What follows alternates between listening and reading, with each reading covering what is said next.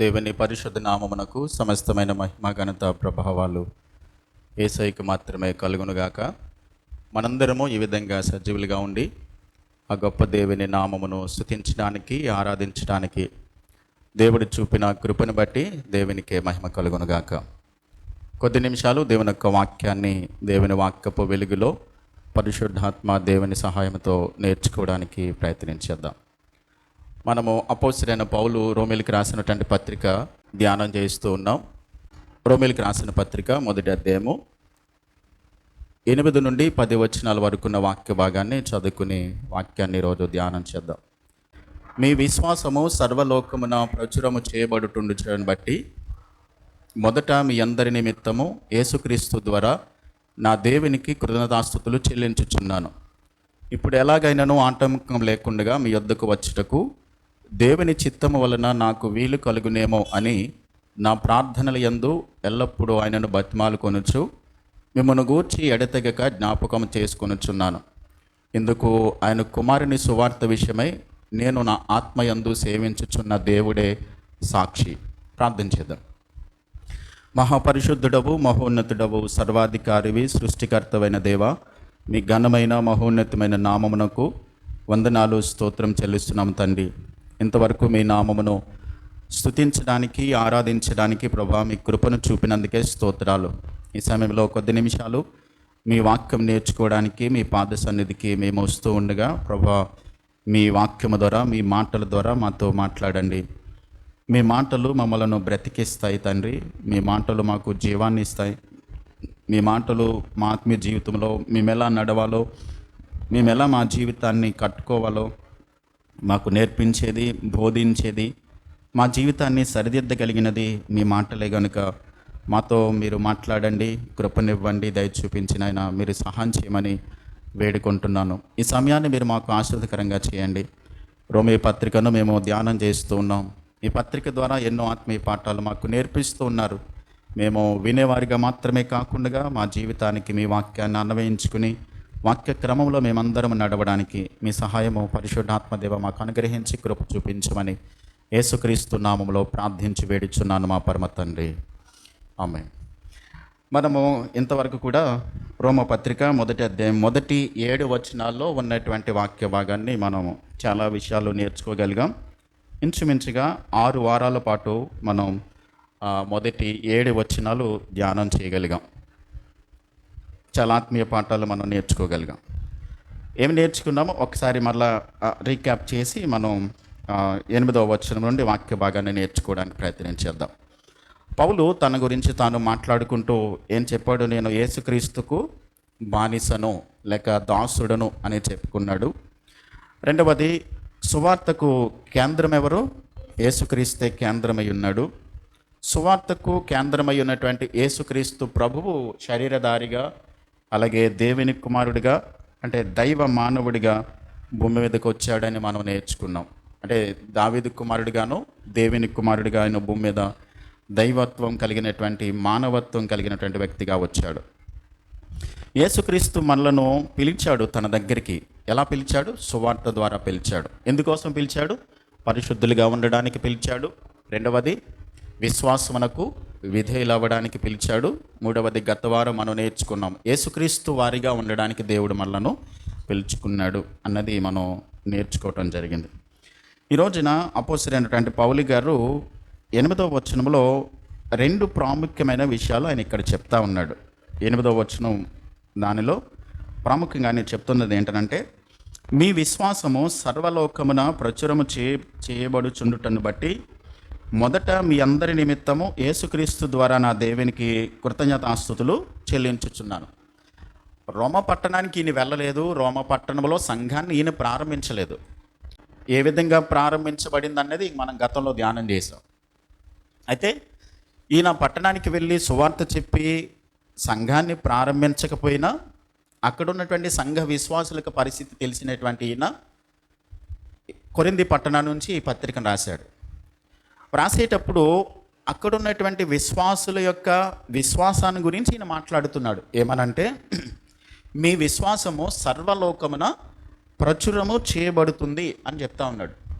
సర్వలోకం అంటే ప్రపంచంలో ఉన్న అన్ని దేశాలకి అని అర్థమా, లేకుంటే మనం ఈ మాటను ఎలాగ అర్థం చేసుకుంటాం అని అంటే, సర్వలోకము అని అంటే ఇప్పుడు మనకి లూకాసు వార్త 2వ అధ్యాయం 1వ వచనంలో మనము క్రిస్మస్ సందర్భంలో చదువుకుంటాం. ఏమని?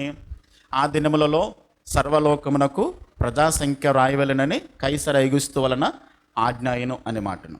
సర్వలోకమునకు అనంటే దాని అర్థం ఏంటనంటే, రోమా ప్రభుత్వం యొక్క ఆధీనములో ఉన్న ఏ దేశాలైతే ఉన్నాయో ఆ దేశాలలో మాత్రమే. అది మనం అర్థం చేసుకోవాలి. ప్రపంచం అంతా కాదు. సర్వలోకం అంటే అంతా కాదు.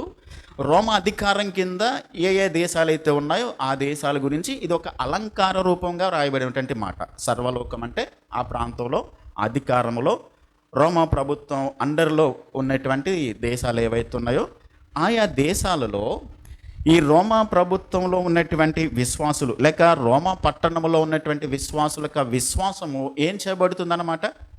ప్రచారం చేయబడుతుంది లేక ప్రదర్శింపబడుతుంది అని చెప్తా ఉన్నాడు. అంటే వాళ్ళ యొక్క విశ్వాసము కేవలం ఆ పట్టణంలోనో లేకుంటే కేవలం ఆ ప్రాంతంలోనో లేక ఆ గ్రామంలో ఉన్నటువంటి ఆ సంఘంలో అక్కడ మాత్రమే కాదు. ఆ విశ్వాసం ఎక్కడెక్కడికి వెళ్ళిందనమాట? చుట్టూ ఉన్నటువంటి ప్రదేశాలకు కూడా, చుట్టూ ఉన్నటువంటి దేశాలకు కూడా, రోమా ప్రభుత్వం అండర్లో ఉన్నటువంటి అక్కడ ఉన్నటువంటి దేశాలన్నిటికీ కూడా అదేమైందనమాట? ప్రదర్శింపబడుతూ ఉంది. మనం ఇంతకుముందు ఒక్కసారి మనం చదువుకున్నాం. ఏమనంటే దెస్సలోనికీయులకు రాసినటువంటి మొదటి పత్రిక ఒకసారి చదువుదాం చూడండి. అపోస్తలుడైన పౌలు దెస్సలోనికీయులకు రాసినటువంటి మొదటి పత్రిక 1వ అధ్యాయము 6వ వచనాన్ని చదువుతున్నాను. పరిశుద్ధాత్మ వలన కలుగు ఆనందముతో గొప్ప ఉపద్రవమందు మీరు వాక్యమును అంగీకరించి మమ్మును ప్రభువును పోలి నడుచుకునే వారైతిరి. కాబట్టి మాసిదోనియాలోనూ అకయలోనూ విశ్వాసులందరికీ మాదిరి అయితిరి. ఎందుకనగా మీ యొద్ద నుండి ప్రభు వాక్యము మాసిదోనియాలోనూ అకయలోనూ మారుమ్రోగెను. అంటే వారి యొక్క ఇంకా ముందుకు చదువుదాం. మారుమ్రోగెను అంత అక్కడ మాత్రమే కాక ప్రతి స్థలమందును దేవుని ఎడలో ఉన్న మీ విశ్వాసము వెల్లడి ఆయను గనుక మేమేమయూ చెప్పవలసిన అవశ్యము లేదు. దెస్సలోనిక సంఘములో ఉన్నటువంటి ఈ యొక్క పట్టణం యొక్క ప్రజలు అంటే మాసిదోనియా ప్రాంతానికి ముఖ్య పట్టణం ఏంటంటే ఫిలిప్పి పట్టణము. ఆ ఫిలిప్పి పట్టణానికి పక్కన ఉన్నది దెస్సలోనిక పట్టణము. దెస్సలోనిక అనేది మాసిదోనియా ప్రాంతంలో, ఫిలిప్పి, దెస్సలోనిక ఇవన్నీ మాసిదోనియాలో ఉన్నటువంటి ప్రాంతాలు. మాసిదోనియాకి పక్క రాష్ట్రం ఏంటంటే అకియా. ఇప్పుడు మాసిదోనియా అంటే ఈ దెస్సలోనిక పట్టణంలో ఉన్నటువంటి విశ్వాసుల యొక్క విశ్వాసము ఎక్కడికి వెళ్ళింది? ఈ పక్కనున్న ఫిలిప్పి పట్టణానికి, మాసిదోనియా ప్రాంతానికి, మొత్తం ఆ రాష్ట్రం, మొత్తం ఆ దేశం అంతా. పక్కనున్న దేశం ఏంటంటే అకియా రాష్ట్రానికి కూడా ఈ విశ్వాసం ఏమైంది? మారుమ్రోగింది అని చెప్తా ఉన్నాడు పౌలు గారు. కాబట్టి మీ విశ్వాసము మాసిదోనియాలోనే మాత్రమే కాదు, అకయాలో కూడా మారుమ్రోగింది అని వారి విశ్వాసాన్ని గురించి మాట్లాడుతున్నాడు. రోమపత్రికలో కూడా పౌలు గారు ఏమంటున్నాడంటే, మీ విశ్వాసము సర్వలోకమున అంటే రోమా ప్రభుత్వం కింద ఉన్నటువంటి వారి యొక్క అధికారంలో ఉన్నటువంటి ప్రదేశాల్లో కూడా మీ విశ్వాసము అది మారుమ్రోగింది, అది విస్తరించింది, ప్రదర్శింపబడింది అని ఆయన చెప్తున్నాడు. అసలు ఇక్కడ మనం ఒక్కసారి ఆలోచన చేస్తే ఇక్కడ 8వ వచనంలో రోమా పట్టణంలో ఉన్నటువంటి విశ్వాసుల యొక్క విశ్వాసము ప్రదర్శింపబడుతూ సర్వసాధారణంగా విశ్వాసులు 2 రకాలుగా ఉంటారు. మొట్టమొదటిది ఏంటంటే దేవుని నమ్మినది మొదలుకొని ప్రభువుని అంగీకరించిన తర్వాత వారి ప్రాణం పోయేంత వరకు, యేసుక్రీస్తు 2వ రాకడ వరకు కూడా దేవుని విడిచిపెట్టుకోకుండా ఎలాంటి పరీక్షలు వాళ్ళకి ఎదురైనా, ఎలాంటి సమస్యలు గుండా వాళ్ళు వెళ్తున్నప్పటికీ కూడా దేవుని అందే విశ్వాసం ఉంచి స్థిరంగా నిలబడి దేవునిని యథార్థంగా, నీతిగా, భక్తితో వెంబడించేటువంటి విశ్వాసులు ఉంటారు. మరికొంతమంది 2వ జాబితా ఉంటారు. వాళ్ళు ఎలాంటి వారంటే వారికి మేలు జరగాలని, దేవుడు వారి అవసరాలు తీర్చాలని, లేక దేవుడు వారికి ఎప్పుడు కలిసి రావాలని వాళ్ళు ఆలోచించేటువంటి ఆలోచన ప్రకారము దేవుడు వారికి మేలు జరిగించుకుంటూ వెళ్ళాలని వెంబడించేవారు ఉంటారు. ఇది 2వ కేటగిరీ. కానీ రోమా పట్టణంలో ఉన్నటువంటి విశ్వాసులకు విశ్వాసం ఎలాంటిది? 2వ కేటగిరీకి సంబంధించింది కాదు.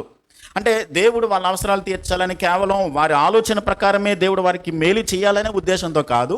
దేవుడు మేలు చేసినా చేయకపోయినా నీతిని, యథార్థతను, పరిశుద్ధతను విడిచిపెట్టుకోకుండా వారి తుద ఊపిరి వరకు కూడా విశ్వాసాన్ని కొనసాగించినటువంటి విశ్వాసుల జాబితాలో ఉన్నటువంటి విశ్వాసులు ఎవరు వీళ్ళు? రోమా పట్టణంలో ఉన్నటువంటి విశ్వాసులు.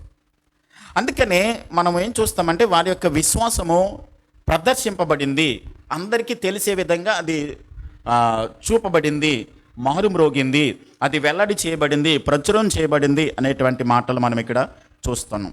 అసలు విశ్వాసం అంటే ఏంటి? విశ్వాసం అంటే ఏంటి?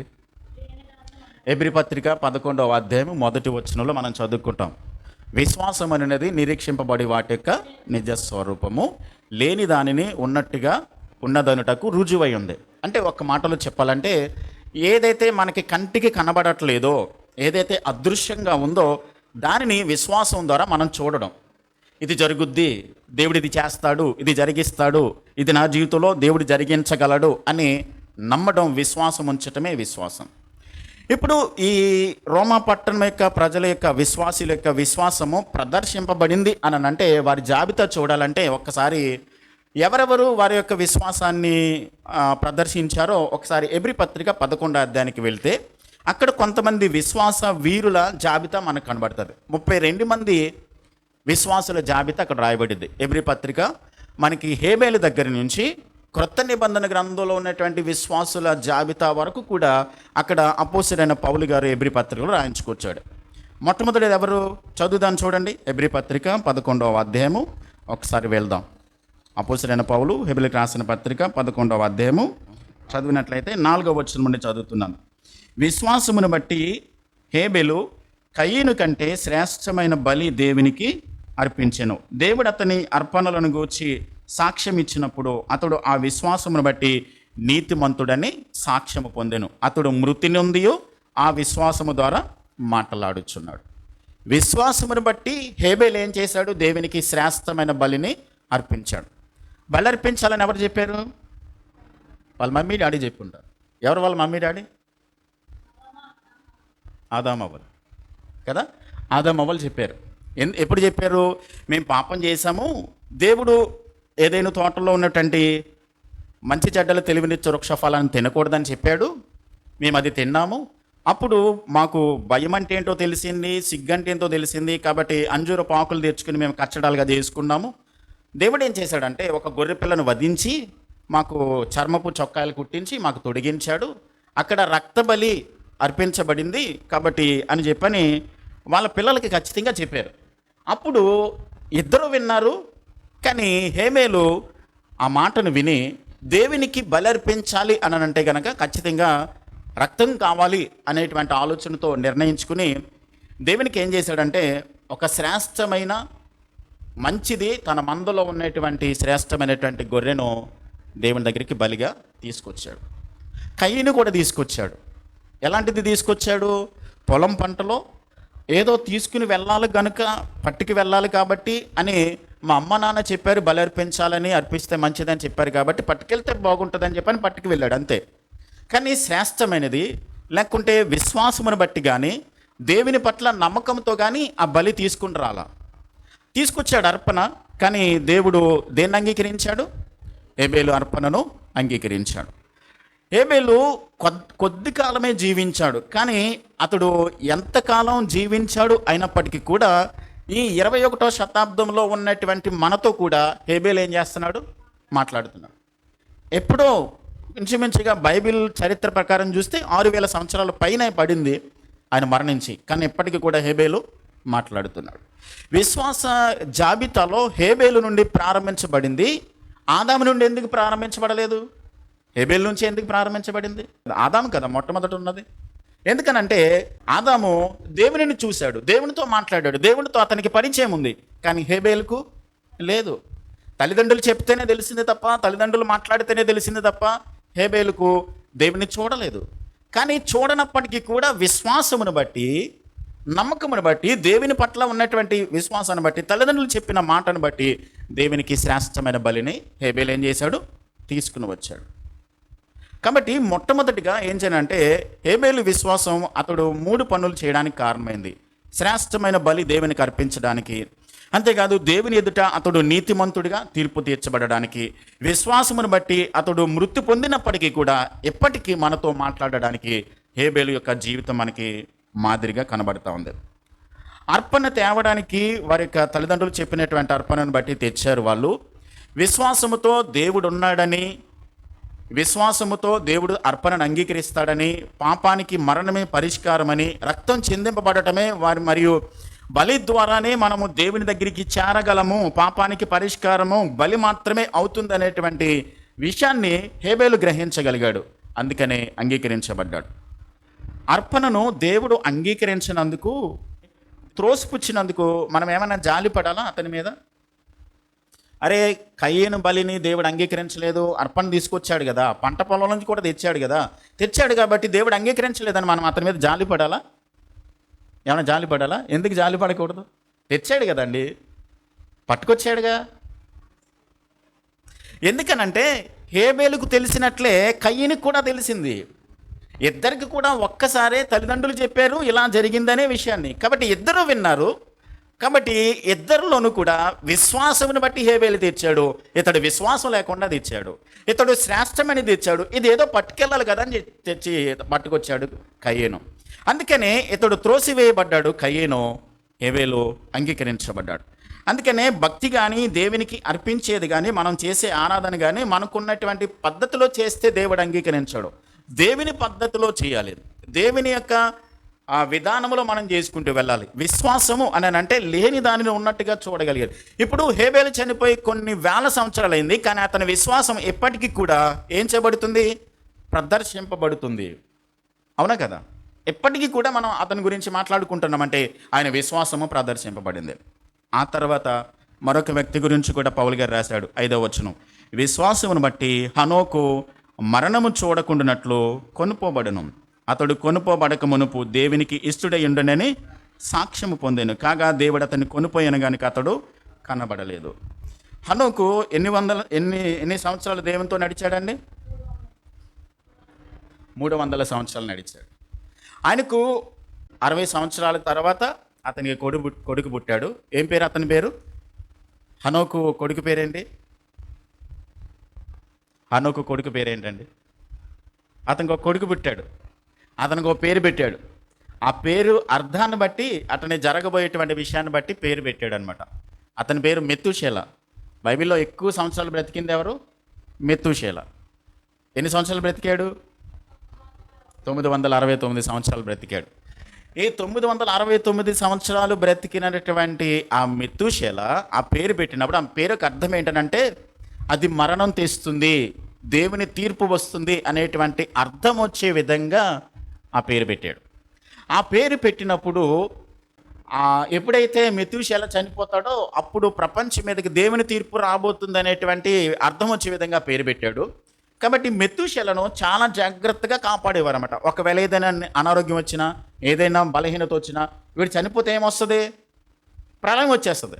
వీడు చనిపోతే ప్రపంచానికి దేవుని తీర్పు రాబోతుంది అనేటువంటి అర్థం వచ్చే విధంగా పేరు పెట్టాడు. కాబట్టి అయితే తనకు కొడుకు పుట్టిన తర్వాత హనోకు ఏమనుకున్నాడంటే దేవునితో ఏం జరిగిందో, ఏం ప్రత్యక్షత జరిగిందో, లేకుంటే ఏమి విషయం జరిగిందో తెలియదు, కానీ మొత్తం మీద దేవునితో నడవాలని అతడు తీర్మానించుకున్నాడు.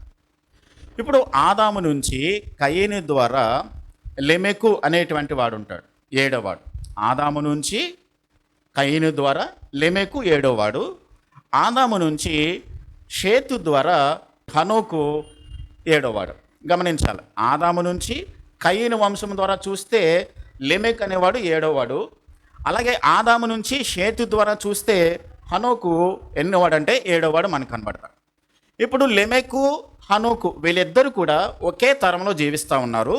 మనం ఆదికాండం 5వ అధ్యాయానికి వెళ్ళి చూస్తే అక్కడ ఏముంటుందని అంటే 4వ అధ్యాయము 5వ అధ్యాయంలో లెమెక్ అనేటువంటి వాడు 2 భార్యలను చేసుకుని తాను ఒక వ్యక్తిని చంపేసి తన భార్యలు ముందుకు వచ్చి కాళ్ళ దగ్గర వేసి ఒక పాట పాడాడు. ఏమనంటే నేను చంపేశాను అని చెప్పని చాలా ఉత్సాహంగా తనేదో గొప్ప ఘనకార్యం చేసినట్లుగా. ఆనాటి సమాజంలో చాలా భయంకరమైనటువంటి పాపము లేకుంటే హత్య అనేది జరుగుతున్నటువంటి సందర్భంలో అలాంటి పరిస్థితులలో ఎవరు జీవించారు? హనోకు జీవించాడు. కానీ అలాంటి సమాజం చెడిపోయినప్పటికీ, అలాంటి పరిస్థితులు తన చుట్టూ ఉన్నప్పటికీ కూడా హనోకు 300 సంవత్సరాలు దేవునితో నడవగలిగాడు అని అంటే దేవుని పట్ల విశ్వాసముతో నమ్మకంతో ఎబ్రీ పత్రిక రాసినటువంటి ఈయన ఏమంటాడనంటే, అతడు కొనుక్కోబడక మునుపు ఏమై ఉన్నాడు? దేవునికి ఇష్టుడై ఉన్నాడు. దేవునికి ఇష్టుడై ఉన్నాడు. దేవునికి ఇష్టుడిగా నడిచాడు కాబట్టి అతడు సాక్ష్యము పొందాడు దేవునికి ఇష్టుడని. అతడు కొనుక్కోబడక ముందు ఏం చేశాడు? దేవునితో నడిచాడు అనే వాక్యంలో మనం చూస్తున్నాం. ఒక ఆయన ఏమన్నాడంటే, దేవుడు ఆయనతో మాట్లాడుతూ ఉన్నాడంట. హనోకు నడుచుకుంటూ మాట్లాడుకుంటూ వెళ్తున్నారంట. కొంచెం దూరం వెళ్దామని అంటే, లేదు నేను వెళ్ళిపోవాలి అని చెప్పని అనలేదట. ఇంటికి వెళ్ళాలి, లేకుంటే ఇంటి దగ్గర పిల్లలకి కొంచెం ఏదో పట్టుకు రావాలి, అది చేయాలి ఇది చేయాలని ఏం చెప్పలేదట. ఇద్దరు మాట్లాడుకుంటూ వెళ్ళారంట. చాలా దూరం నడుచుకుంటూ వెళ్ళిపోయిన తర్వాత, సరే ఇక్కడి వరకు వచ్చేసా కదా వెళ్ళిపోదాంరా అని చెప్పని దేవుడు తీసుకెళ్ళిపోయాడట. ఇంకా మరలా వెనక రాలేదు. దేవునితోనే హనోకు వెళ్ళిపోయాడు. మరణం చూడకుండా హనోకు దేవునితో నడుచుకుంటూ వెళ్ళిపోయాడు. ఒక్క మాటలో చెప్పాలనంటే, దేవునితో నడవడం అంటే నమ్మకంగా దేవునిలో జీవించడం. నడవడం అంటే మన జీవితమే ఒక మాదిరిగా దేవునితో నడవడం అన్నమాట. కాబట్టి విశ్వాసం బట్టి హేబేలు శ్రేష్టమైన బలి అర్పించాడు. విశ్వాసమును బట్టి హనోకు 300 సంవత్సరాలు దేవునితో నడిచాడు. ఆ తర్వాత తరంలో వచ్చినటువంటి మరొక వ్యక్తి ఎవరనంటే, మనం చదువుదాం, 7వ వచనం చదువుదాం. విశ్వాసమును బట్టి ఎబ్రీ పత్రిక 11వ అధ్యాయంలో ఉన్నాం. విశ్వాసమును బట్టి హనోకు అది వరకు చూడని సంగతులను గూర్చి దేవుని చేత హెచ్చరింపబడి భయభక్తులు గలవాడై తన ఇంటి వారి రక్షణ కొరకు ఒక ఓడను సిద్ధం చేశాను. ఈ మాటలు ఒకసారి మనం గమనించండి.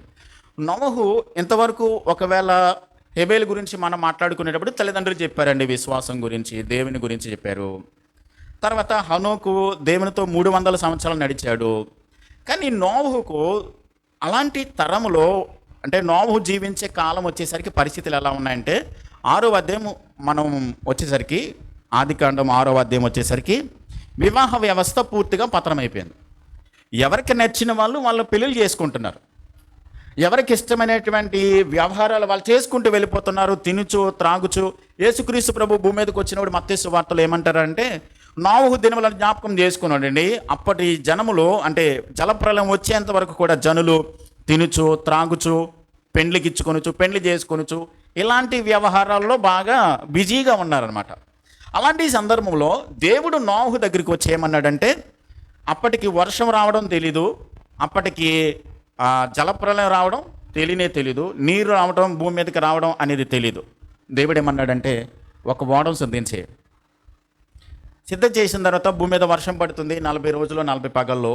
కాబట్టి ఓడలోకి మీరందరూ కూడా వెళ్ళాలి అని చెప్పని దేవుడు చెప్పాడు. గమనించండి, ఎన్ని సంవత్సరాలు కట్టి ఉంటాడు మీరు చెప్పండి? ఇప్పుడంటే మనకి టెక్నాలజీ ఉంది కాబట్టి మనం ఒకవేళ 6 నెలలు సంవత్సరంలో కట్టేయచ్చు. కానీ అప్పుడు ఆయనకి టెక్నాలజీ తెలియదు కాబట్టి, చాలా పాత పద్ధతిలో ఉన్నాడు కాబట్టి, మేబీ నా అవగాహన ప్రకారం 5-6 సంవత్సరాలు కట్టి ఉండొచ్చు. కట్టేశాడు. ఎక్కడ? పర్వతం మీద కట్టాడు, కొండ మీద కట్టాడు. కట్టిన తర్వాత కడుతూ ఉన్నప్పుడు కూడా ఏం చేశాడనంటే, వాక్యం చెప్తా ఉన్నాడు, వర్షం వస్తుంది, జలప్రలయం వస్తుంది, ఓడలోకి వెళ్ళాలి, దేవుడు వర్షం పంపించబోతున్నాడు అని చెప్పాడు. కడుతున్నప్పుడు చెప్పాడు. ఇంచుమించుగా మరలా దేవుడు ఎప్పుడు కనబడ్డాడో తెలుసా అండి? 120 సంవత్సరాల తర్వాత. గమనించండి, ఇంకొక వారం రోజులకి జలప్రలయం వస్తుంది అన్నప్పుడు దేవుడు మరలా కనబడి మీరు లోపలికి వెళ్ళండి అని చెప్పాడు. మీరు ఒక రోజున కనబడ్డాడు, ఓడ కట్టమని చెప్పాడు. 120 సంవత్సరాల వరకు మరలా దేవుడు కనబడలా. గమనించండి, 120 సంవత్సరాలు. మరలా ఒక వారం రోజుల ముందు దేవుడు కనబడి, ఇప్పుడు లోపలికి వెళ్ళిపోండి, ఒక వారం రోజుల్లో జలప్రలయం వస్తుంది, వర్షం ప్రారంభించబడుతుందని చెప్పాడు. 120 సంవత్సరాలు మీరు ఆలోచించండి. ఒక సంవత్సరం గడిచింది, 2 సంవత్సరాలు, 5 సంవత్సరాలు అయింది, 10 అయింది, వర్షం రాలా, చినుకులు పడలా, జలప్రలయం రాలా. ఇప్పుడు ప్రజలు ఆలోచించండి, లేకుంటే నోవహు పరిస్థితి ఆలోచించండి. ఒక 50 సంవత్సరాలు, ఒక 80 సంవత్సరాలు అయింది, 100 సంవత్సరాలు అయిపోయింది, దేవుడు అన్న మాట జరగట్లా. ఇప్పుడు విశ్వాసము అని అంటే దాని అర్థం చేసుకోవాలి. ఇప్పుడు నోవహు విశ్వాసం ప్రదర్శింపబడుతుందంటే దాని అర్థము దేవుడు చెప్పి వెళ్ళిపోయాడండి. అలా పిల్లలు కూడా అడుగుంటారు, డాడీ నాన్న వర్షం వస్తుందని చెప్తున్నా కదా, నిజంగా వస్తుంది అంటావా, వర్షం పడుతుంది అంటావంటే, నోవహు ఖచ్చితంగా చెప్పాడు, దేవుడు చెప్పాడు, వస్తుందని చెప్పాడు. అంతే, మనం నమ్మాలి అంతే. వాళ్ళ భార్య కూడా అడుగుంటుంది, ఏంటండి మరి ఎంతనా ఇలాగా, ఎంత గుడ్డిగా నమ్మాలా అని ఒకవేళ కొన్నిసార్లు ప్రశ్నించి ఉండొచ్చు. కానీ నోవహు మాత్రం స్థిరంగా ఉన్నాడు, స్ట్రాంగ్గా ఉన్నాడు. దేవుడు చెప్పాడు ఖచ్చితంగా జరుగుద్దని. చుట్టూ ఉన్న ప్రజలు వాళ్ళు త్రాగుచు, తినుచు, ఇల్లు కట్టుకొనుచు, ఇల్లు పెళ్లి చేసుకొనుచు ఇలా బిజీగా ఉన్నవారు ఒక బైబిల్ పండితుడు ఏమని చెప్తాడనంటే, నోవహు మీద పాటలు కట్టేసి పాడుకుంటూ వచ్చారంట. ఒరే, నీకేమైనా దిమాగ్ ఖరాబ్ అయిపోయిందా? మైండ్ పనిచేయట్లేదా? ఎక్కడో దేవుడు వచ్చి చెప్పడం ఏంటి? వర్షం అసలు మనకు తెలియదు కదా, వాళ్ళకి వర్షం పడడమే తెలియదు, చినుకులు పడటం. అలాంటిది దేవుడు వచ్చి చెప్తే వాడ కట్టడం ఏంటి? పైగా ఎవడో సముద్రం పక్కన కడతారు, కానీ నువ్వేమో పర్వతం మీద కడుతున్నావు. ఏం చేస్తున్నావురా నువ్వు అని చెప్పని ఖచ్చితంగా ప్రశ్నించుంటారా లేదా? ఒక్కరోజు కాదు, 2 సంవత్సరాలు కాదు, 3 సంవత్సరాలు కాదు, 120 సంవత్సరాలండి. ప్రకటిస్తూనే ఉన్నాడు, నమ్ముతూనే ఉన్నాడు, ప్రకటిస్తూనే ఉన్నాడు. మనకి బైబిల్ గ్రంథంలో ఒక మాట రాయబడి ఉంటుంది ఏంటంటే, 6వ అధ్యాయం 22వ వచనంలో, 7వ అధ్యాయం 5వ వచనంలో కూడా, ఆదికాండం 6:22, 7వ అధ్యాయం 5వ వచనంలో, దేవుడు అతనికి ఆజ్ఞాపించిన ప్రకారం యావత్తూ చేసెను, ఏది మిగల్చలా, పూర్తిగా తన పని అంతా చేసేసాడు. ఒక వారం రోజుల తర్వాత, అంటే ఒక వారం రోజులకి వర్షం పడుతుంది అనగా దేవుడు వచ్చి అన్నాడు, ఇప్పుడు లోపలికి వెళ్ళండి అన్నాడు. ఇప్పుడు నోవహు వారం రోజుల తర్వాత దేవుడు వచ్చి కనబడితే ఏమని అడగాలి? ఏమైపోయావు ప్రభా, అప్పుడే 120 సంవత్సరాలు అయిపోయింది, ఇప్పుడు నువ్వు రావడం, నా గురించి వీళ్ళందరూ చాలా చెడ్డగా మాట్లాడుతున్నారు, నా భార్య, నా పిల్లలు వీళ్ళందరూ నన్ను ప్రశ్నిస్తున్నారు, ఏంటి వస్తుందని చెప్తున్నాను, ఏది అసలు దానికి సంబంధించిన సూచనలు కూడా ఏం కనబడలేదు, ఇప్పుడా నువ్వు రావడం అని అన్నాడా? లేదండి, లేదు.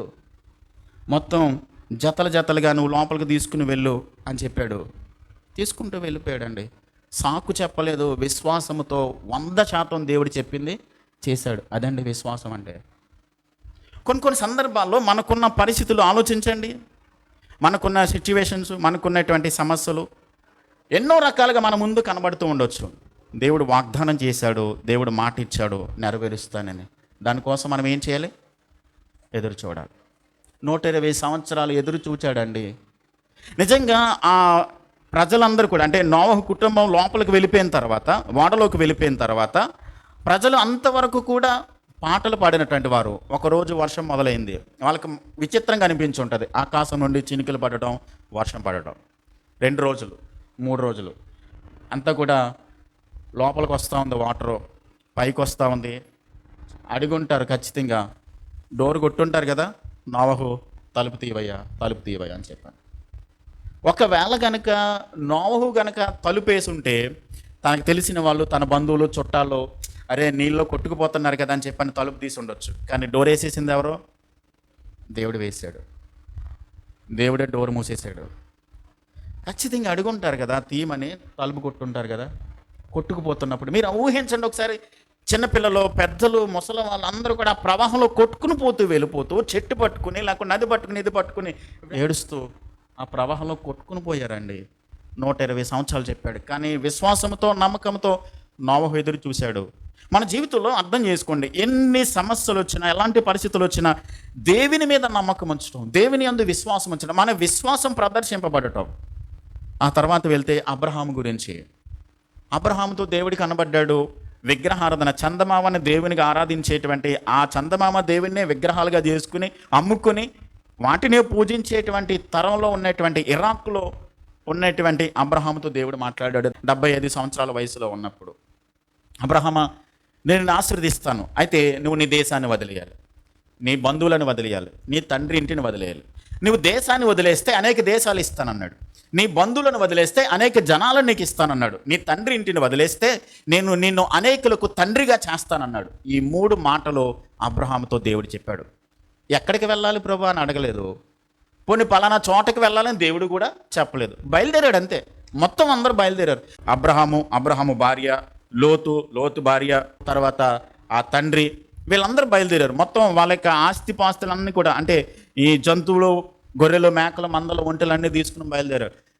అడుగుంటారు, అబ్రహాం ఎక్కడికి వెళ్తున్నావు? తెలీదయ్యా. ఆలోచించండి, ఎప్పుడైనా మీరు గమనించండి. ఏ ఊరైనా వెళ్తున్నారు అనుకోండి, మీరు ఏ ఊరు వెళ్తున్నారని అడిగితే పలానా ఊరని చెప్తాం. అక్కడ ఎక్కడికి వెళ్ళాలో, ఏ ఊరిలో ఉండాలో, ఎన్ని రోజులు ఉండాలో, మనం హ్యాండ్ లగేజ్ పట్టుకెళ్ళాలా, లేకుంటే క్యాబిన్ లగేజ్ పట్టుకెళ్ళాలి, ముందుగానే ప్రిపేర్ చేసుకుంటాం, ఎన్ని జతలు పట్టుకెళ్ళాలి, అంతా రెడీ చేసుకుంటాం. కానీ అబ్రహాంకి ఎక్కడికి వెళ్ళాలో తెలీదు, ఎటు వెళ్ళాలో తెలీదు. దేవుడు పిలిచాడు రమ్మని, అంతే, బయలుదేరిపోయాడు అంతే. 25 సంవత్సరాలు తన విశ్వాసంలో ప్రయాణం చేస్తూనే ఉన్నాడండి. విశ్వాసంను బట్టి దేవుని మాటకి ఏం చేశాడు? అబ్రహాము లోబడ్డాడు, విధేయత చూపించాడు. అన్య దేవతలను, తన సాంప్రదాయాలన్నిటిని కూడా ఏం చేశాడు? విడిచిపెట్టి వచ్చేసాడు. విశ్వాసము అంటే హేబేలు శ్రేష్టమైన బలిని అర్పించాడు, అతని విశ్వాసం ప్రదర్శింపబడింది. హనోకు దేవునితో 300 ఏండ్లు నడిచాడు, అతని విశ్వాసము ప్రదర్శింపబడింది, దేవునితో నడుచుకుంటూ వెళ్ళిపోయాడు. ఆ తర్వాత నోవహు విశ్వాసం 120 సంవత్సరాలు విశ్వాసంతోనే ఎదురు చూశాడు, దేవుడి కార్యం చేస్తాడని నమ్మాడు. అంతేకాదు, అబ్రహామును దేవుడు పిలిచినప్పుడు అతని సాంప్రదాయాలు, తన దేశాన్ని, తన బంధువులను, తన తండ్రి ఇంటిని విడిచిపెట్టి వచ్చాడు, దేవుడు చూపించే దేశానికి బయలుదేరవచ్చాడు. ఆ తర్వాత కాలంలో వచ్చినటువంటి చాలామంది భక్తులు ఉన్నారు, కానీ మోషే మనకు కనబడతాడు.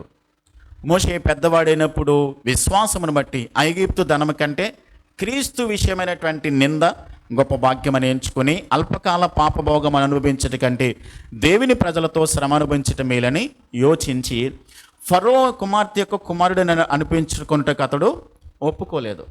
అతడు చిన్ననాటి నుండి ఫరో ఇంట్లో పెరిగాడండి. ఏది కావాలంటే అది ఉండేది. రాజుకు ఇంటిలో పెరిగాడు, రాజు ఇంట్లో అంతఃపురంలో పెరిగాడు. మోషే పట్టు వస్త్రాలు తోడుకుంటారు అతనికి కదండి, మెత్తటి పరుపుల మీద పడుకొని ఉంటాడు, బంగారపు పల్లెంలో తిని ఉంటాడు కదా. అతనికి సేవకులు ఉండేవారు, ఒకవేళ అతని కాళ్ళు కింద పెట్టగానే కిందకి ఏ మాత్రము కూడా కింద పెట్టని అవసరం లేకోకుండా సేవలు చేసి ఉంటారు. నెక్స్ట్ యువరాజు ఎవరు? మోషేనండి. ఫరో తర్వాత నెక్స్ట్ యువరాజు ఎవరంటే మోషేనే. అయితే ఇవన్నీ నాకు వద్దనుకున్నాడండి, ఇవన్నీ వద్దనుకున్నాడు. ఈ అల్పకాల పాపభోగాలు అనుభవించుట కంటే, ఫరో ఇంట్లో ఉండడం కంటే, ఇప్పుడు మీరు అరణ్యంలోకి వచ్చేసాడండి. అరణ్యంలోకి వచ్చిన తర్వాత బంగారం పల్లిలో తినుంటాడు, మంచి ఫుడ్ తినుంటాడు, కానీ అరణ్యంలోకి వచ్చిన తర్వాత మన్నా కోసం తనే వెళ్ళి సమకూర్చుకోవాల్సి వచ్చింది. తన కోసం తానే సమకూర్చుకోవాలి. అక్కడ ఉన్నప్పుడు సేవకులు తెచ్చిచ్చేవారు, కాళ్ళు కింద పెట్టనిచ్చేవారు కాదు, కానీ ఇక్కడ తనే వెళ్ళి తెచ్చుకోవాలి. నీళ్ళు లేవని శనిగారు, మాంసం లేదని శనిగారు, మాకు ఆహారం లేదని శనిగారు, ఇది లేదు అది లేదని సనుగుతూ వచ్చారు, రాళ్లతో కొట్టి చంపేయడానికి సిద్ధపడ్డారు. అరే నీవు అసలు దేవుడు పిలిచాడు అసలే నిన్ను, మేము ఒక నాయకుని చూసుకుని వెనక్కి వెళ్ళిపోతామని బయలుదేరిపోయారు. అలాంటి స్థితిలో ఉన్నటువంటి సిచ్యువేషన్కి వచ్చేసాడు మోషే. ఏదో వదిలేశాడు? అంతఃపురం, వెండి బంగారాలు అవేవి నాకు అవసరం లేదన్నాడు. ఫరో కుమార్తె ఎక్కడో నైలి నదిలో కొట్టుకుని పోతాను అతన్ని తీసుకుని వచ్చి జీతం ఇచ్చి పెంచి తీసుకొచ్చి తన కొడుకుగా దత్తత చేసుకుంది. ఆమె కొడుకుని అనిపించుకోవడానికి కూడా నాకు వద్దనుకున్నాడు. నెక్స్ట్ యువరాజు మోషేనండి.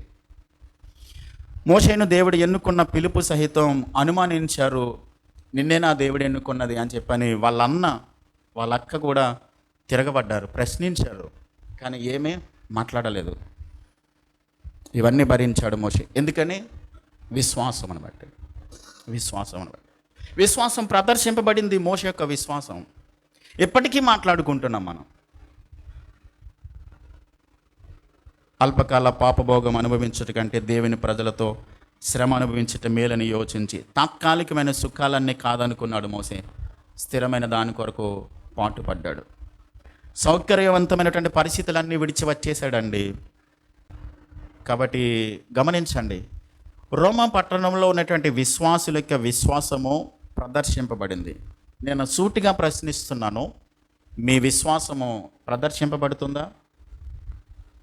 మన విశ్వాసాన్ని గురించి ఎవరైనా మాట్లాడతారా? ఎలాంటిదండి విశ్వాసం అని? ఇలాంటిదండి వీళ్ళ విశ్వాసం, పలానా సిస్టర్ది, పలానా బ్రదర్ది, ఇలాంటి విశ్వాసం అండి. వాళ్ళు ఏదైనా సమస్య రాగానే దేవుని కోసం నిలబడతారండి, దేవుని మీద నమ్మకం ఉంచుతారండి, దేవుడి మాట మీద నమ్మకం పెట్టుకుని ఎదురు చూస్తారండి. నోవహు 120 సంవత్సరాలు ఎదురు చూశాడు, అబ్రహాము 25 సంవత్సరాలు ఎదురు చూశాడు వాగ్దానం కొరకు. 40 సంవత్సరాలు వారి యొక్క ఈ అరణ్య ప్రయాణంలో మోషే ఇశ్రాయేలుతో నడిచాడండి. మన గురించి ఎవరైనా మాట్లాడతారా? రోమా పట్టణంలో ఉన్న విశ్వాసుల గురించి పౌలు గారు మాట్లాడుతున్నాడు. అక్కడికి వెళ్ళి చూడలేదండి, విన్నాడు. విని మీ విశ్వాసం ప్రదర్శింపబడుతుందని చెప్తున్నాడు. మరి మన విశ్వాసం, మన గురించి ఎప్పుడైనా మాట్లాడుకున్నారా? మనకేదైనా సమస్య వచ్చినప్పుడు, ఇబ్బంది వచ్చినప్పుడు, లేకుంటే మనకేదైనా ప్రాబ్లం వచ్చినప్పుడు ధైర్యంగా దేవుని మీద ఆధారపడడం, ఖచ్చితంగా దేవుని మాట కొరకు ఎదురు చూడడం, దేవుడు చేస్తాడండి, జరిగిస్తాడండి అని తప్పకుండా వాగ్దానం చేశాడు, నమ్మదగిన వాడని మన గురించి ఎప్పుడైనా విశ్వాసం గురించి మాట్లాడారా? ప్రదర్శింపబడిందా మన విశ్వాసం? మనం గతంలో మాట్లాడుకున్నాం. విశ్వాసము మనలో ఉన్నదని ఎలా తెలుస్తుంది? విధేయతను బట్టి. విశ్వాసమునకు విధేయత చూపించడం. విశ్వాసం మనలో ఉన్నదని, విధేయత మనలో ఉన్నదని ఎలా తెలుస్తుంది? పనులు చేయడం వల్ల కదా. క్రియలు లేని విశ్వాసము మృతమైంది. ఏదైనా చిన్నది జరిగితే చాలు మనకి టెన్షన్ స్టార్ట్ అయిపోద్ది. మరేది విశ్వాసం? ఎక్కడ విశ్వాసం? మన విశ్వాసం ప్రదర్శింపబడుతుందా? ఎలాంటి పెద్ద సమస్య వచ్చి మన ముందు నిలబడ్డా సరే దేవుడు చేస్తాడంతే. ఆయన మాట ఇచ్చాడు, ఆయన అనుమతించాడు, నా జీవితంలో చేస్తాడు అనేటువంటి విశ్వాసము మన గురించి బయట వాళ్ళు ఎవరైనా మాట్లాడుకున్నారా? లేకపోతే మన సరైన విశ్వాసం కాదండి. రోమా పట్టణం యొక్క ప్రజల యొక్క విశ్వాసము చుట్టూ ఉన్నటువంటి ప్రాంతాలకి, రాష్ట్రాలకి, దేశాలకి వెళ్ళిపోయింది, ప్రచురం చేయబడ్డది. కాబట్టి అలాంటి విశ్వాసం మనలో ఉండాలి. మరొక విషయాన్ని మనం ఇక్కడ రోమపత్రిక వెళ్దాం. చూడండి, 2 విషయాలు చెప్పాడు అన్నాను కదా. రోమపత్రిక 1వ అధ్యాయం 8వ వచనాన్ని మరలా చదువుతున్నాం.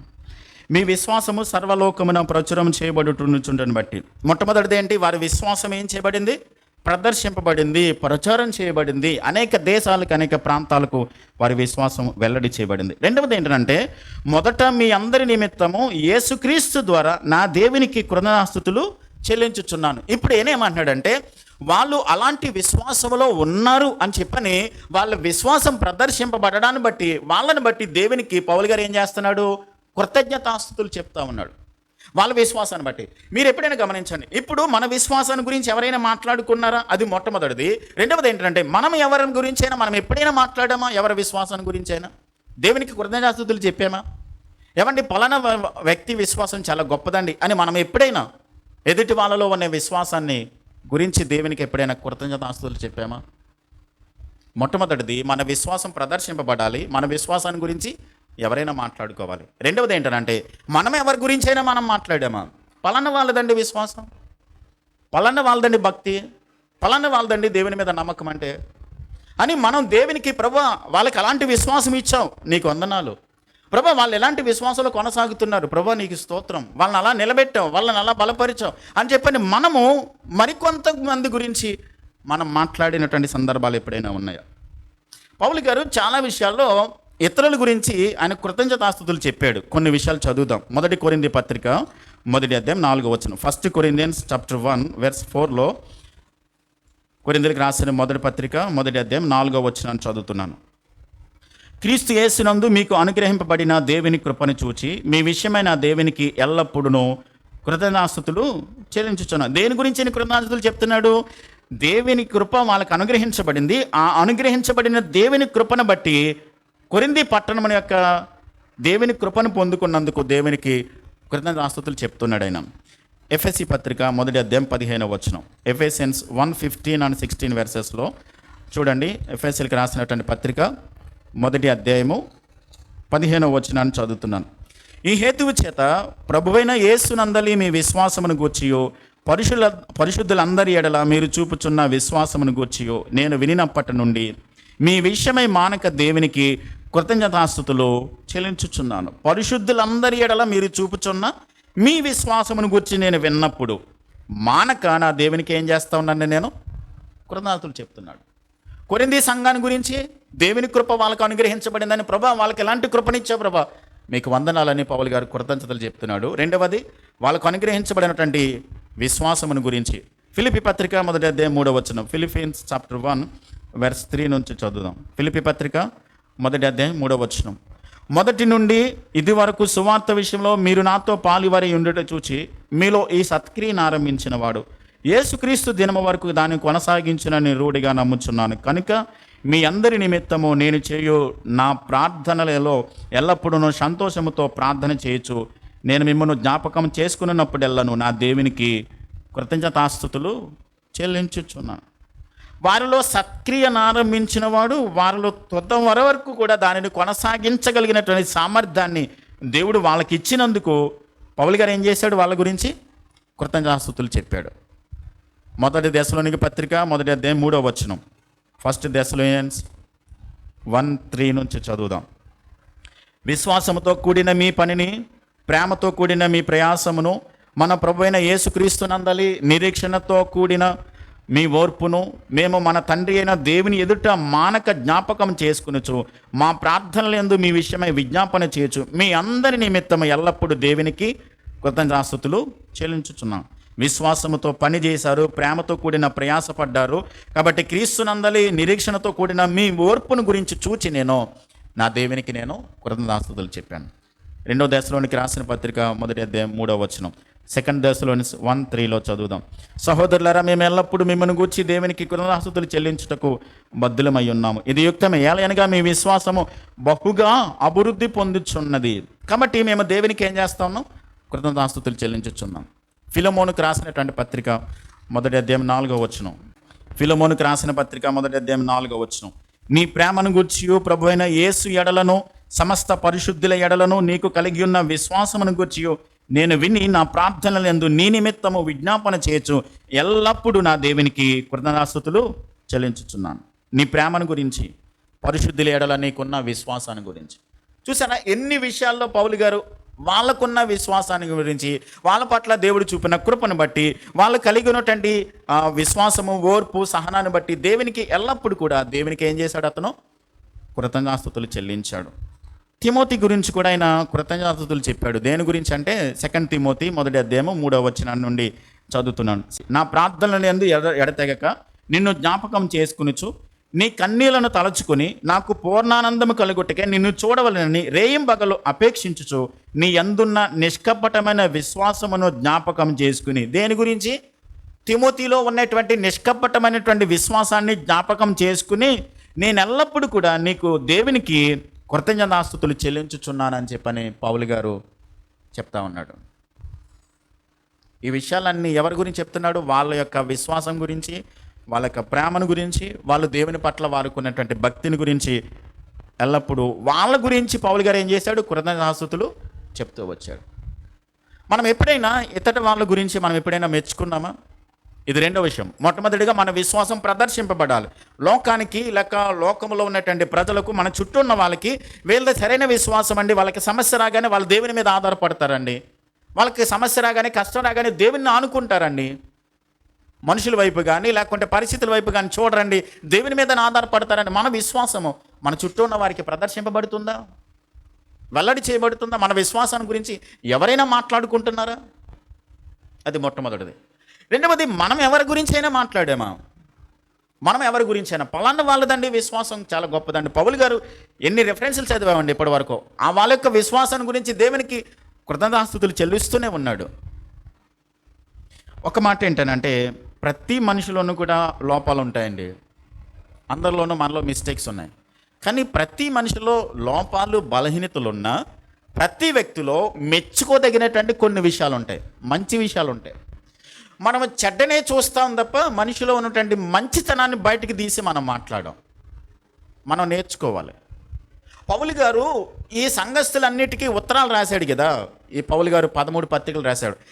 పత్రికలు రాశాడనంటే ఏ సమస్య లేకుండానే ఉత్తరాలు రాశాడా? లేదు. ఆ సంఘాల్లో, ఆ విశ్వాసులో చాలా సమస్యలు ఉన్నాయి. అయినా కానీ వాళ్ళలో ఉన్నటువంటి మంచితనాన్ని బట్టి బయటికి తీసుకొచ్చి మంచి లక్షణాల గురించి దేవునికి ఏం చేశాడు? ప్రభా, వీళ్ళలో ఈ మంచి లక్షణం ఉందని దాన్ని బట్టి దేవునికి కృతజ్ఞతాస్తుతులు చెప్పాడు. కాబట్టి ప్రతి మనిషిలోనూ లోపాలు ఉంటాయి, బలహీనతలు ఉంటాయి. కానీ మనుషులలో ఉన్న బలహీనతలను బట్టి మనం మాట్లాడడం కాదు. ప్రతి వ్యక్తిలోనూ కూడా ఏదో ఒక మంచి ఉంటుంది.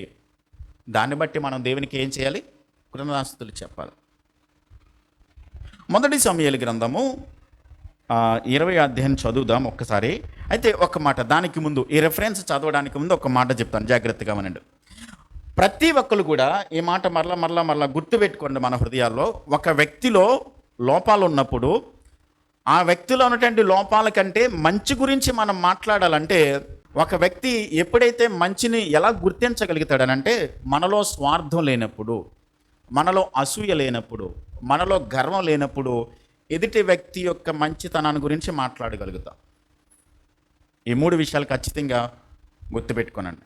ఏ వ్యక్తిలోనైతే స్వార్థం లేదో, ఏ వ్యక్తిలోనైతే అసూయ లేదో, ఏ వ్యక్తిలోనైతే గర్వం లేదో, అలాంటి వాళ్ళు ఖచ్చితంగా ఎదుటి వ్యక్తుల్లో ఉన్నటువంటి తప్పుల గురించి మాట్లాడడం కన్నా ఎదుటి వ్యక్తుల్లో ఉన్నటువంటి మంచిని గురించి మాట్లాడగలుగుతారు.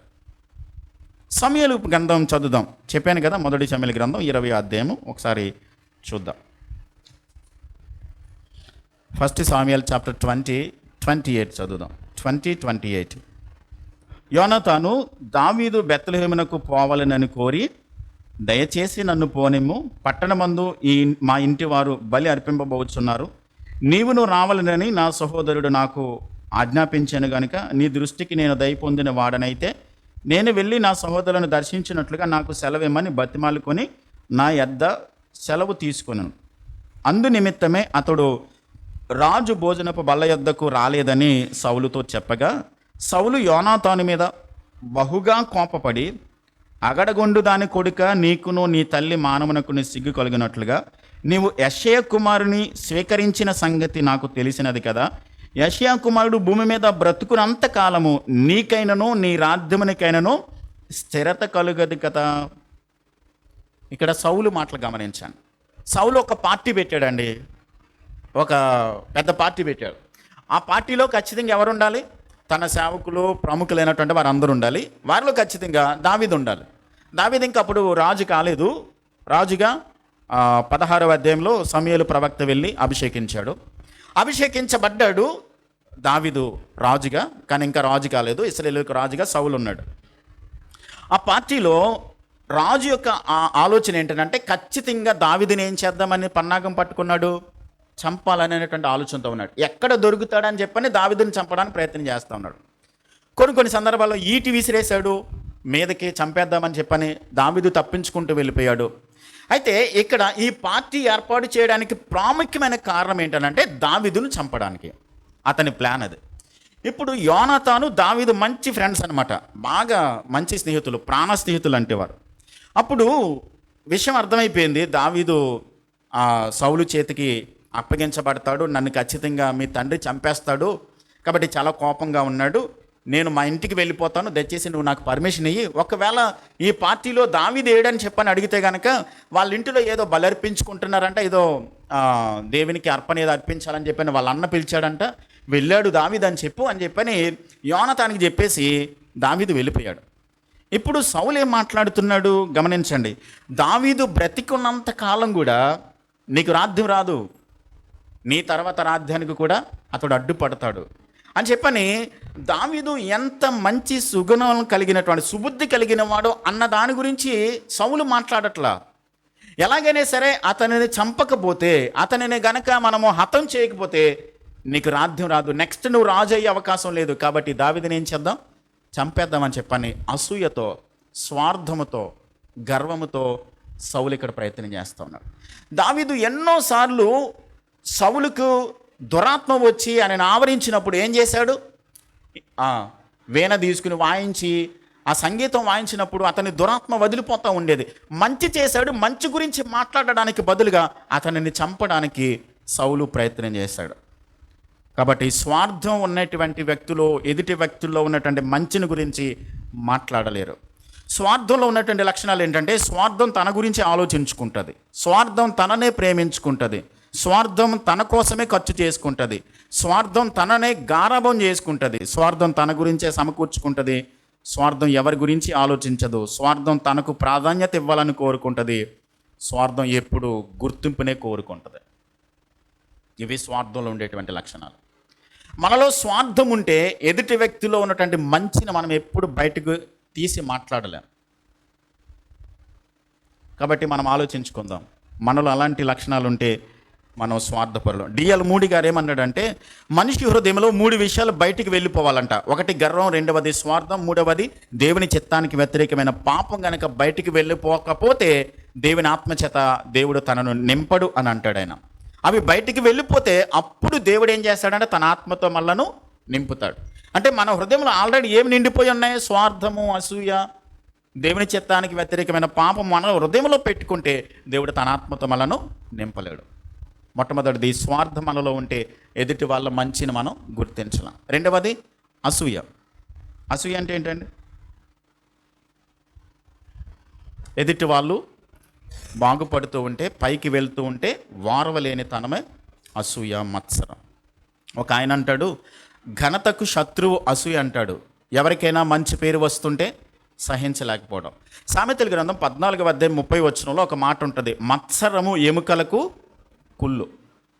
మత్సరం ఎముకలకు కుళ్ళు అంటే ఎదుటి వాళ్ళు బాగుపడుతున్నప్పుడు, పైకి వెళ్తున్నప్పుడు అసూయతో రగిలిపోతుంటారు చూసారా, అది ఎముకలకి ఏం చేస్తుంది? కుళ్ళు. తప్పిపోయిన కుమారుడు ఇంటికి తిరిగి వచ్చాడండి. తమ్ముడు కదా ఇంటికి తిరిగి వచ్చాడు. ఏం చేయాలి? అంత పార్టీ జరుగుతుంటే డాడీ ఏం చేశాడు? పెద్ద ఫంక్షన్ ఏర్పాటు చేశాడు. అరే, చనిపోయిన నా కుమారుడు తిరిగి బ్రతికొచ్చాడని. అన్న ఇంటికి వచ్చాడు. ఏం చేయాలి? నిజంగా అతను సంతోషించాలా? ఆనందించాలి వాళ్ళతో పాటు. బయట ఉన్నాడు, ఇంటికి వచ్చాడని అన్న ఇంటికి లోపలికి రాలేదు, బయటే ఉండిపోయాడు. యాకోబు రాసిన పత్రిక 3:16 జేమ్స్ 3:16 ఏముంటుందంటే, ఏలయనగా మత్సరము వివాదము ఎక్కడ ఉండునో అక్కడ అల్లరియో ప్రతి నీచ కార్యము కూడా ఉంటుంది. అయితే అసూయ, స్వార్థము ఏ వ్యక్తిలోనైతే ఉంటాయో ఎదుటి వాళ్ళలో ఉన్నటువంటి మంచిని మనం చూడలేమండి. ప్రతి వ్యక్తిలో మంచి ఉంటుంది, ప్రతి వ్యక్తిలో మంచి లక్షణాలు ఉంటాయి. అయితే ప్రేమ కలిగినటువంటి వ్యక్తి ఎన్నడూ కూడా అసూయపడడు. ఎదుటి వాళ్ళ అభివృద్ధిని బట్టి సంతోషిస్తాడు. తన అభివృద్ధికి అడ్డుపడుతున్నాడని తెలిసినా సరే వాళ్ళు ఏం చేస్తారు? ప్రేమిస్తారు. ఒకసారి మనం ఆ యొక్క ప్రేమను, ఆ యొక్క దేవుని యొక్క గుణలక్షణాన్ని మన హృదయాల్లో మనము ప్రేమను కనుక పెంపొందించుకోగలిగితే అసూయ బయటికి వెళ్ళిపోతుంటుంది. మూడోది ఏంటంటే గర్వం గురించి. గర్వం గుర్తింపును కోరుకుంటుంది. నేనే కనబడాలి, అందరూ నన్నే మెచ్చుకోవాలి, నేనే అందరిలో శబాష్ అనిపించుకోవాలి. ఇలాంటి లక్షణాలు గర్వానికి సూచనలు. అందుకని చాలా సందర్భాల్లో, చాలా చోట్లకి నేను వెళ్ళి వాక్యం చెప్పేటప్పుడు, లేక కొన్ని సంఘాలకు వెళ్ళినప్పుడు వాళ్ళు ప్రార్థన చేసినా, ఉపవాసం ఉన్నా, లేకుంటే ధర్మం చేసినా, కానుక వేసినా, అన్నిట్లోనూ కూడా మనుషుల దేవుని మెప్పు కన్నా ఎవరి మెప్పు కావాలి? మనుషుల మెప్పు కావాలి. మనుషులు మమ్మల్ని మెచ్చుకోవాలి. అది గర్వానికి సూచన. అందుకని 131 కీర్తన 1 దావీదు ఏమంటాడంటే, యెహోవా నా హృదయము అహంకారము గలది కాదు, నా కన్నులు మీదు చూచినవి కావు, నాకు అందని వాటి అందైనను నేను అభ్యాసము చేసుకునటలేదు, నేను నా ప్రాణమును నిమ్మలపరుచుకొని ఉన్నాను, సముదాయించుకొని ఉన్నాను అని అంటాడు. స్వార్థాన్ని, అసూయను, గర్వాన్ని జయించడానికి చేయాల్సిన మొట్టమొదటి పని ఏంటంటే నిజమైనటువంటి దేవుని ప్రేమను మనం కలిగి ఉండాలి. దేవుని ప్రేమ కనుక మన హృదయాల్లో ఉంటే ఎదుటి వ్యక్తిలో ఉన్నటువంటి మంచిని చూడగలుగుతాం. అప్పుడు ఎదుటి వాళ్ళ విశ్వాసాన్ని గురించి, బ్రదర్ మీలో ఈ విశ్వాసం ఉందండి, మీరు ఇలా బాగా ప్రార్థన చేయగలుగుతారు, ఇలా మీ వాక్యం పట్ల ఆసక్తి ఉంటుంది అని ఎదుటి వాళ్ళలో ఉండే మంచిని గురించి మనం దేవునికి ఏం చేయాలి? కృతజ్ఞతాస్తుతులు చెప్పాలి. పౌలు గారు అది చేశాడు. 2 విషయాలు. మన విశ్వాసం ఏం చేయబడాలి? ప్రదర్శింపబడాలి, తెలియాలి అందరికీ మన విశ్వాసం ఎలాంటిదో. ఎప్పుడైనా మన విశ్వాసం గురించి ఎదుటి వాళ్ళు మాట్లాడుకునేంత స్థాయిలో మన విశ్వాసం లేదు అని అంటే కనుక మన సరైన విశ్వాసం కాదు. అలాంటి విశ్వాసాన్ని దేవుడు ఆమోదించడు, అలాంటి విశ్వాసాన్ని దేవుడు ఆశీర్వదించడు, అలాంటి విశ్వాసాన్ని దేవుడు ఎన్నడూ కూడా అంగీకరించడు. మన విశ్వాసము ఖచ్చితంగా దేవుడు ఆమోదించగలిగినదిగా ఉండాలి. మన విశ్వాసం గురించి కొంతమందికి మాదిరికరంగా ఉండాలి, మాదిరిగా ఉండాలి మన విశ్వాసం. మనం దేవుని కొరకు నిలబడడం, సమస్య వచ్చినప్పుడు దేవుని మీద ఆధారపడడం, మనము లోకంలో ఉన్నటువంటి సాంప్రదాయాలకు, లోకంలో ఉన్నటువంటి పద్ధతులకు ఏమాత్రం ప్రాధాన్యత ఇవ్వకుండా, విశ్వాసులు మనం చెప్పుకుంటూ కూడా ఇంకా కొంతమంది ఏం చేస్తారు? లోక సాంప్రదాయాలు, లోక ఆచారాలు, లోక పద్ధతులు అనుసరిస్తూనే ఉంటారు. ఇంకా వాళ్ళ విశ్వాసం ఇంకా తారాస్థాయిలోకి రాలేదు. ఇక్కడ 2 విషయాలు నేర్చుకున్నాం. మొట్టమొదటిది ఏంటంటే మన విశ్వాసం ప్రదర్శింపబడాలి. ప్రదర్శింపబడిన విశ్వాసం గురించి హేబేలు గురించి మాట్లాడుకున్నాం, నోవహు గురించి మాట్లాడుకున్నాం, తర్వాత హనోకు గురించి మాట్లాడుకున్నాం, అబ్రహాం గురించి మాట్లాడుకున్నాం, తర్వాత మోషే గురించి వాళ్ళ యొక్క విశ్వాసం చాలా ఉన్నతమైన స్థాయిలో ఉంది. మీరు ఇంటికి వెళ్ళిన తర్వాత హెబ్రీ పత్రిక 11వ అధ్యాయం చదవండి. వాళ్ళ యొక్క విశ్వాసం ఎక్కడెక్కడ ఏ విధంగా ప్రదర్శింపబడిందో, దేవుని మీద ఆధారపడ్డారు, దేవుని మీదనే నమ్మకం ఉంచారు, విశ్వాసంతోనే వారి జీవితాన్ని ముందు కొనసాగారు. పౌలు గారు రోమా పట్టణంలో ఉన్నటువంటి విశ్వాసుల యొక్క విశ్వాసాన్ని గురించి మాట్లాడుతూ ఏమంటాడంటే, మీ విశ్వాసము సర్వలోకమున ప్రచురం చేయబడింది, అందుని బట్టి నేను మీకు దేవునికి మీ విశ్వాసాన్ని బట్టి కృతజ్ఞతాస్తుతులు చెల్లిస్తున్నానని చెప్పని పౌలు గారు చెప్తున్నాడు. ఒకవేళ విశ్వాసము దేవుడు ఆమోదించగలిగిన విశ్వాసములో మనం లేకపోతే, నేను ముగిస్తున్నాను, ఈ మాటలు జాగ్రత్తగా వినండి. దేవుడు ఆమోదించగలిగినటువంటి విశ్వాసపు స్థాయిలో మన విశ్వాసం లేకపోతే, లేక మరికొంతమందికి మన విశ్వాసము మాదిరికరంగా లేకపోతే, మన విశ్వాసాన్ని గురించి ఇతరులు వీళ్ళ విశ్వాసం చాలా గొప్పది అని చెప్పి మాట్లాడుకోకపోతే, ఆ స్థాయిలో మన విశ్వాసం లేకపోతే, ఈరోజే దేవుని దగ్గర, ప్రభు దగ్గర మనం అడుగుదాం, ప్రభా నా విశ్వాసాన్ని బలపరచండి. శిష్యులు అడిగారు, ప్రభా మా విశ్వాసాన్ని వృద్ధి చేయమని అడిగారు. ప్రభా మేము విశ్వాసం సరిగా ఉంచలేకపోతున్నాం, ఏదైనా కార్యం చేయాలంటే సరైన విశ్వాసం మాలో లేదు, కాబట్టి మా విశ్వాసాన్ని వృద్ధి చేయమని అడిగారు. ఈరోజు ప్రభుని అడుగుదాం, ప్రభా నా విశ్వాసము మరికొంతమందికి మాదిరికరంగా ఉండేలా చేయండి. ఎలాంటి పరిస్థితులు వచ్చినా, ఎలాంటి సమస్యలు గుండా నేను వెళ్తున్నా, ఆ పరిస్థితులలో పూర్తిగా నీ మీదనే ఆధారపడి, ఆ ఆధారపడినటువంటి విషయాన్ని గురించి ఇతరులు తెలుసుకున్నప్పుడు వీళ్ళ విశ్వాసం చాలా గొప్పది అని నేను అనుసరించిన విశ్వాసాన్ని కొంతమంది అనుసరించగలిగినటువంటి స్థితిలోనికి నా విశ్వాసాన్ని నడిపించు ప్రభు అని దేవుని అడుగుదాం. ప్రార్థన చేద్దామా? కళ్ళు మూయండి, దేవుని అడుగుదాం. దేవుడు ఇస్తాడు. ప్రభువు విశ్వాసమునకు కర్తయు దానిని కొనసాగించేవాడు. విశ్వాసాన్ని ఇస్తాడు. కర్త అంటే ఆయన ఇస్తాడు. అలాంటి విశ్వాసం నాకు ఇవ్వండి ప్రభా. భయపడడం కానీ, పరిస్థితుల వైపు చూడడం కానీ, లేకుంటే ఆందోళన చెందడం కానీ, ఏదో జరిగిపోతుందని ఆలోచించడం కానీ, ఇలాంటివన్నీ విశ్వాసం లేని దానికి రుజువులు. అవన్నీ కూడా విశ్వాసం లేదనంటే మనలోకి ఏమొచ్చిందనమాట? భయం వస్తుంది. ఆ భయం ఉందనంటే మనలో విశ్వాసం లేనట్టే. దేవుని అడుగుదాం, ప్రభా నాలో విశ్వాసాన్ని స్థిరపరచు. ప్రభా నాకు స్థిరమైన విశ్వాసాన్ని ఇవ్వండి. హేబేలు, కయీను, నోవహు, మోషే, అబ్రహాము వీళ్ళు విశ్వాసంలో చాలా స్థిరంగా ఉన్నారు. అలాంటి విశ్వాసంలోనికి ప్రభు నన్ను నడిపించమని ప్రభుని అడుగుదాం. మన విశ్వాసము ప్రదర్శింపబడాలి. మన విశ్వాసము అనేక మందికి మాదిరికరంగా ఉండే విధంగా చేయండి ప్రభు అని ప్రభుని అడుగుదాం. ప్రార్థన చేద్దాం. అంతేకాదు, కొంతమంది విశ్వాసాన్ని గురించి మనం మాట్లాడటం, వాళ్ళలో ఉన్నటువంటి మంచిని గురించి మనం మాట్లాడడం, వాళ్ళలో ఉన్నటువంటి మంచి లక్షణాల గురించి మనము దేవునికి కృతజ్ఞతాస్తుతులు చెల్లించడం అన్నది అలవాటు చేసుకుందాం. ప్రార్థన చేద్దాం. ప్రేమ నమ్మకమైన మా ప్రియ పరలోకపు తండ్రి, మీ కృపా, మీ దయ, మీ కనికరాన్ని బట్టి స్తోత్రాలు. రోమపత్రిక 1వ అధ్యాయం 8వ వచనాన్ని మేము ధ్యానం చేస్తున్నాం. మా విశ్వాసము వెల్లడి చేయబడాలి. మా విశ్వాసము ప్రదర్శింపబడాలి. రోమ పట్టణ ప్రజల యొక్క విశ్వాసుల యొక్క విశ్వాసము ప్రదర్శింపబడింది. అనేక మంది వారి విశ్వాసాన్ని అనుసరించారని ప్రభా లేఖనాల్లో మేము చదువుకుంటున్నాం, నేర్చుకుంటున్నాం. మరికొంతమంది విశ్వాస వీరుల జాబితాను ప్రభా మా ముందుకు తీసుకొచ్చావు తండ్రి. హనోకు వలె, హేబేలు వలె ప్రభా, అబ్రహాము వలె, మోషే వలె మా విశ్వాసము ప్రభా స్థిరంగా ఉండడానికి సహాయం చేయండి. వాళ్ళ దగ్గర బైబిల్ లేకపోయినా, వాక్యపు అవగాహన నేటి దినాల్లో ఉన్నంతగా వాళ్ళకి లేకపోయినా మీపైనే విశ్వాసం ఉంచారు, నమ్మకం ఉంచారు.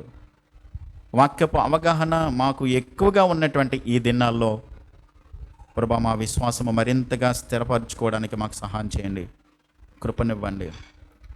మేము పరిస్థితుల వైపు చూస్తూ, సమస్యల వైపు చూస్తూ, మా చుట్టూ ఉన్నటువంటి అలజడులను, ప్రతికూల పరిస్థితుల వైపే చూస్తూ మీ మీద నమ్మకం ఉంచక, విశ్వాసం ఉంచక అవిశ్వాసంలోకి వెళ్ళిపోయినటువంటి సందర్భాలు ఎన్నో మా జీవితాల్లో ఉన్నాయి తండ్రి. ఒప్పుకుంటున్నాం, క్షమించండి. మీ రక్తంతో కడిగి మీ కృపనిచ్చిన ఆయన మా విశ్వాసాన్ని వృద్ధి చేయమని, బలపరచమని, మా విశ్వాసం గురించి మరికొంతమంది మాట్లాడుకునే విధంగా, మా విశ్వాసం మరికొంతమందికి మాదిరికరంగా ఉండునట్లుగా స్థిరపరచండి. ఇలాంటి విశ్వాసం నాకు కూడా ఉంటే బాగుండని కొంతమంది మాట్లాడుకునే విధంగా ప్రభా అలాంటి స్థితిలోనికి మమ్మల్ని నడిపించండి. మేము కూడా ప్రభా మరికొంతమందిని చూసి ప్రభా ఇలాంటి విశ్వాసం చాలా గొప్పది ప్రభా, ఇలాంటి పరిస్థితిని, ఇలాంటి మంచి లక్షణాలు వాళ్ళలో ఉంచినందుకే మీకు వందనాలు ప్రభా అని చెప్పని మరికొంతమందిలో ఉన్నటువంటి మంచిని గురించి మేము మాట్లాడడానికి మాకు అలాంటి స్థితిని అనుగ్రహించండి, కృపనివ్వండి. వాక్యం విన్న ప్రతి వారి హృదయాల్లో మీ వాక్యాన్ని స్థిరపరిచి నీరు కట్టి ఫలింపచేసి మా విశ్వాసము మరింతగా స్థిరపరిచి మీలో బలపరిచి మీ నామానికి మహిమ తెచ్చుకోనమని యేసుక్రీస్తు నామములో ప్రార్థించి వేడుచున్నాను మా పరమ తండ్రి. ఆమేన్.